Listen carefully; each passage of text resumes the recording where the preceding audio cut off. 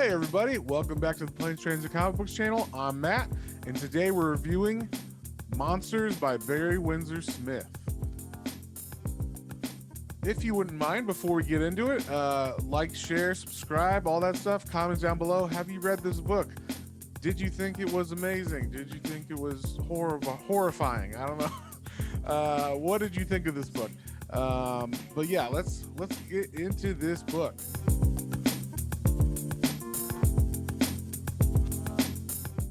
So first off, this is a big honking book. It doesn't seem that big. It's about 375 pages, but the subject material and the art and everything in this makes it a hard one to read.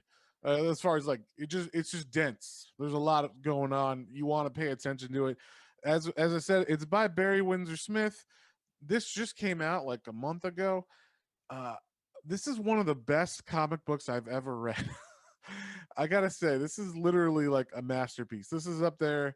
I would put this up there with like Mouse, any of that kind of stuff. Some of those Eisner books about his life and stuff.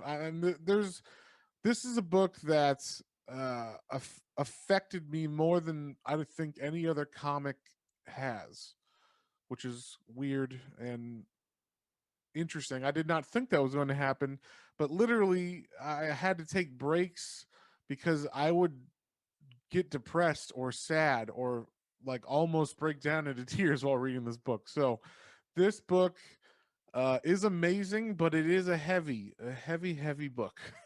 It is emotionally taxing, but I mean, it's an amazing piece of art and literature. So I would highly recommend this book. Now, this apparently is like a 35-year in the making book.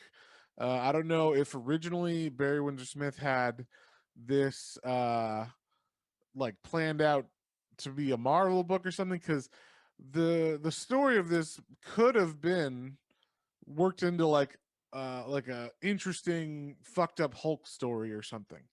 It's kind of the way it seemed, or even like a fucked up Captain America story or something like that. Like there's definitely a couple Marvel characters that could have fit into this uh like storyline that maybe would have made it less emotionally impactful, maybe.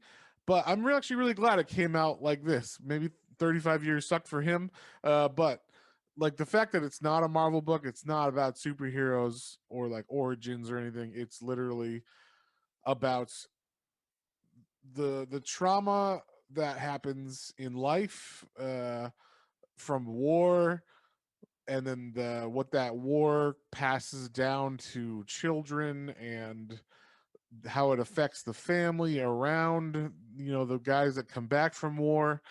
And yeah, it's just like this book is about trauma. And I don't think I've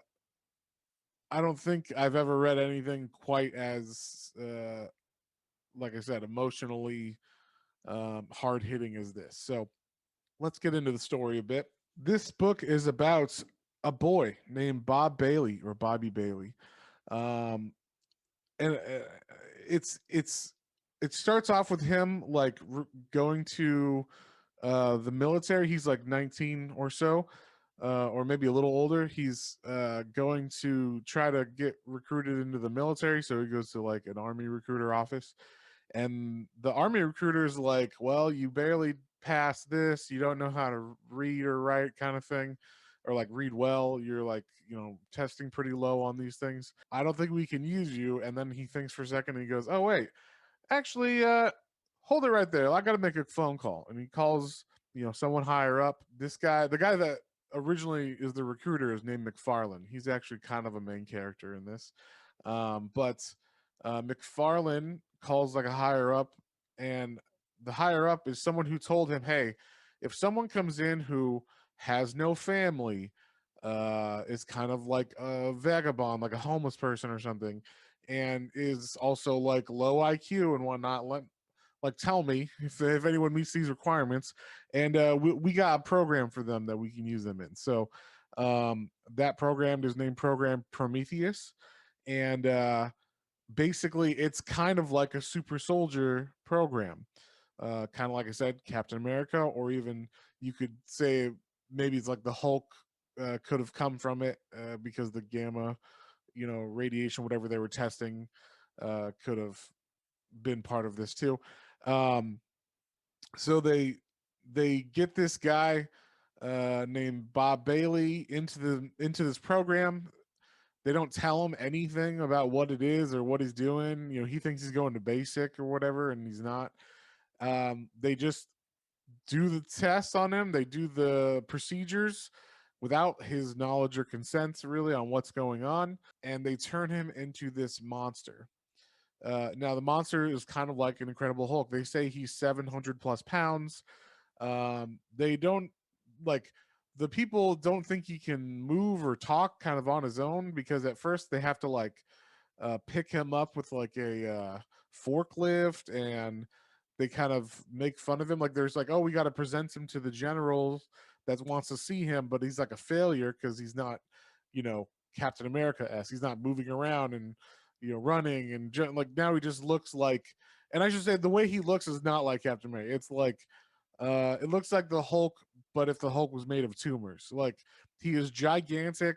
He is definitely oversized, but everything about him is not is like horrific, not superhero-ish. So they think he's like kind of like a vegetable.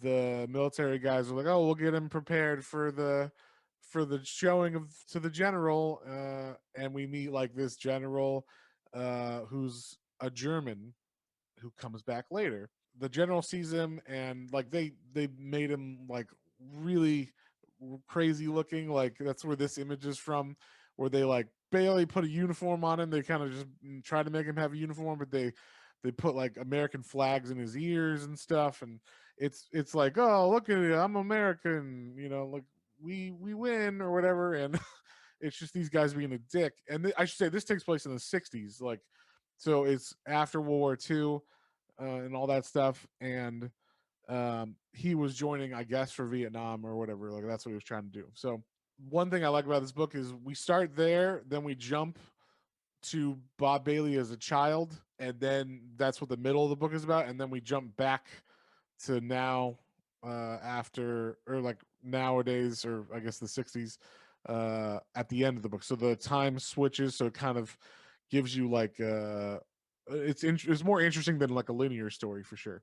And I should say after this evening where they show him to the general, he actually escapes.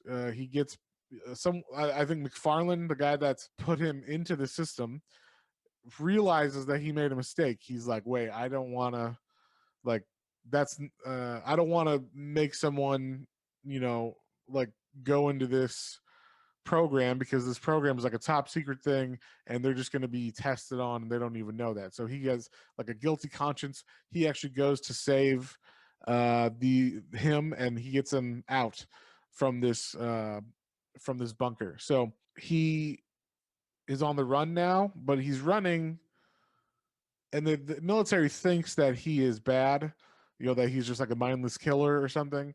But he like the some helicopters try to attack him. He does, I think, either they accidentally like run into another one or somehow they get damaged. I can't remember if he did something like threw something at the helicopter to damage it, but it explodes. But he pulls the people out, even though they were on fire. He tries to douse them with snow to save them. They do die, but it shows like, oh, he's not like a monster or whatever. And then that is where we cut and go back to the past. Who was Bob Bailey as a child?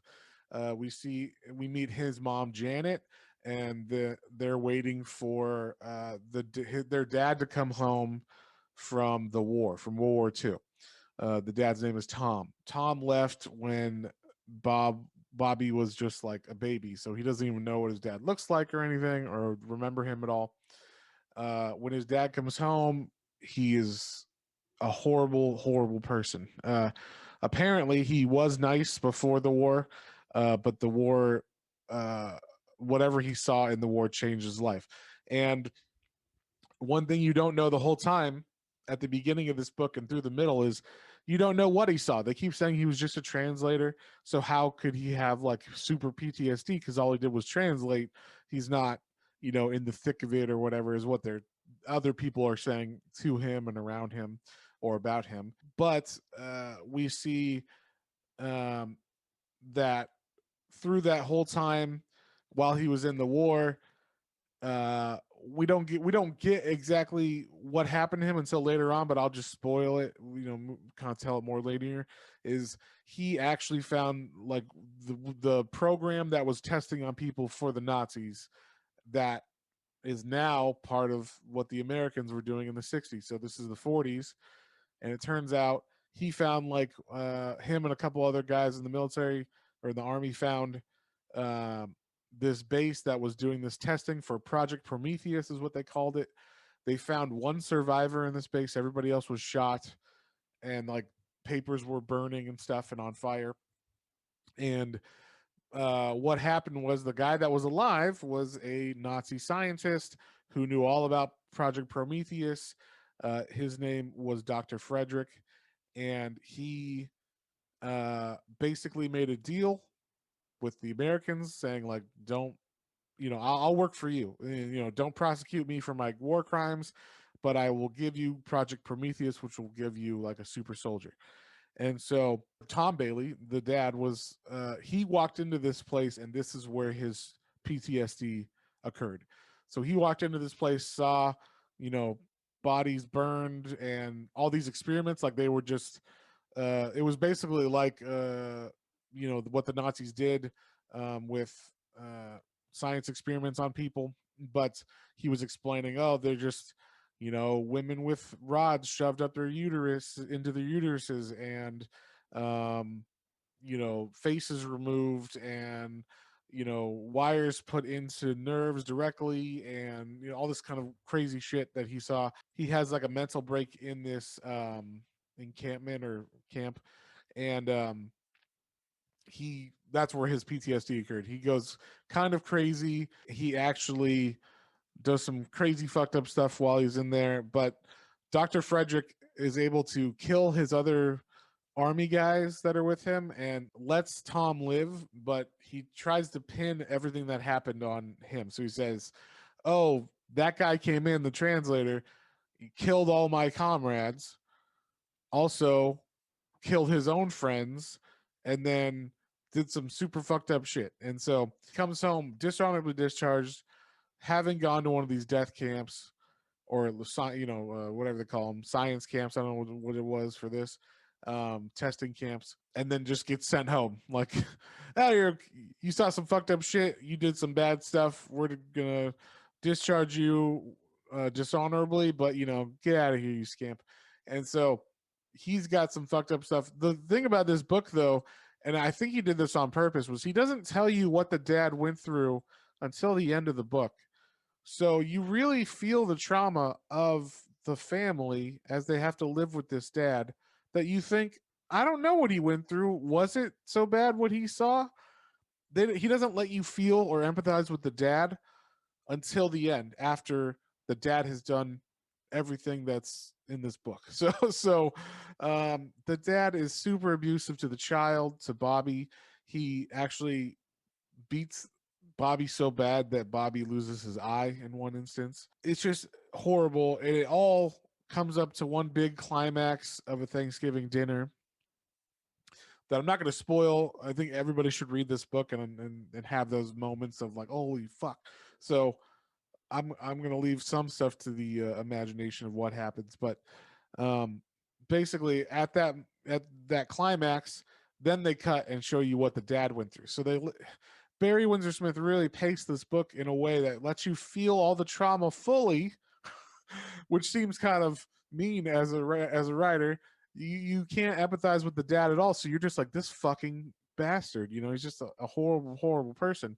Who's beating his wife Janet and beating his son, who he didn't even know before this, and then does a lot of other horrible stuff. And then at the end of the book, he says, "Oh, this is why that guy was like that." and it lets you empathize after the fact, but it's still like you felt the whole horribleness during it. So the book does have a nice closure because it cuts back to Bob Bailey in the 60s now that he's the monster. And it turns out he is just trying to get home.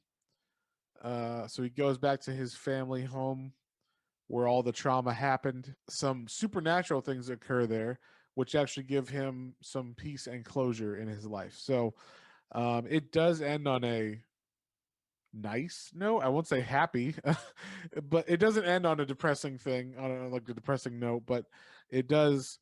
I mean, the book itself is one of the most affecting books, like I said, that I've ever read. And it is amazing. I'll say that. It is amazing work. Barry Windsor Smith is really, I mean, he just nailed it with this. I mean, like I said, this is up there with like Mouse. Like you should definitely. This will be a book I could definitely see people, bringing into literature classes or college classes, high school, maybe like late high school classes because this is pretty graphic. But it is definitely an amazing book that I think everybody that wants to read this kind of book should read. Like, if superhero stuff's your thing, there is some of that in here because you could totally see this being a Hulk story or a Captain America story gone wrong. And if you think of it like that, it might not be as horrific. But even with that, I was seeing the similarities of how it could have done that. But once you get to the middle part with the dad coming home, like once the dad comes home from the war, it is just about a dad beating and treating his family like shit, and it's just it's just, it's just bad news bears on that part. So it took me like I had to take a couple breaks to get through this. So it's definitely a hard hitter, a heavy book, and if you're not in the mood for a heavy book, I wouldn't say to read this. Go read some fun stuff, some some 90s comics or something. Take your mind off of something. But this, if you're in the mood for it and you want to read a work of art, up there with Mouse or something like that, this is a fucking fantastic book. 5 out of 5 stars. And yeah, definitely pick up Barry Windsor Smith's Monsters. Once again, if you wouldn't mind sharing, subscribing, all that stuff, let me know what you think of these reviews. I'm trying to pump out as much as I can. I am on a regular schedule now, so what we're going to be doing is Tuesdays, I'm going to release a comic book issue review. Wednesdays, you get the graphic novel reviews. Then Thursday, I'm going to review hopefully something new from that week of an issue of something that came out that week. So that's the plan for these videos. Yeah, and also we're going to be doing a Comixology gift card giveaway for once we reach 100 subscribers on this channel. So if you guys want to enter into that, all you got to do is put a comment in the comments and then make sure you're subscribed. And other than that, you'll be entered. And with all that being said, we'll see you on the next one.